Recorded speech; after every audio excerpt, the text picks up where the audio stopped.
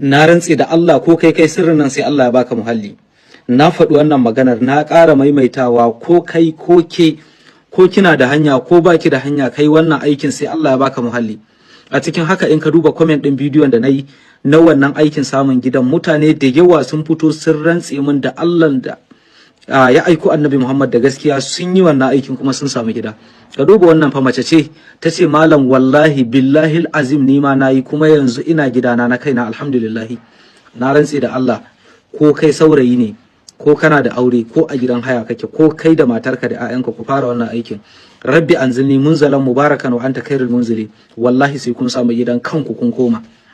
A dalilin aikin nan naga wani yana tambaya na yana cewa yana gidan kansa zai iya ya samu wani, to wallahi duk lokacin da naji ina so Allah ya ban wani gida bayan waɗanda nake da, kawai wannan ayar zan ci gaba da maimaita kuma zan samu gidan.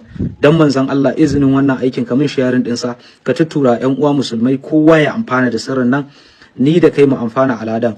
Dan duk wanda ya fita a kuncin muhalli ka masa dalili wallahi tallahi kai ma ka shiga taimakon ubangiji, bare shi da ya aikin bare ni da na bada aikin. Rabbi anzilni munzalan mubarakan wa anta khairul munzilin ana yin ta ne kafa 12,000 sau uku, ma'ana kai 12,000 ka sake 12,000 ka sake 12,000, ko kuma kana wurdinta 313 kullum ka ɗauka man wata ɗaya kana yi ko fiye da haka, wallahi sai kaga biyan bukata. Kamin sharing ɗinsa, kamar reposting ɗin bidiyon nan don ya isar wa 'yan uwa da yawa su amfana. Dan Annabi kamin sharing ɗinsa, in zaka iya kamar reposting ɗin bidiyon nan ya taimaki al'umma da yawa. Ka yi wa Annabi salati, ka danna min likin dan ya isar wa mutane da yawa.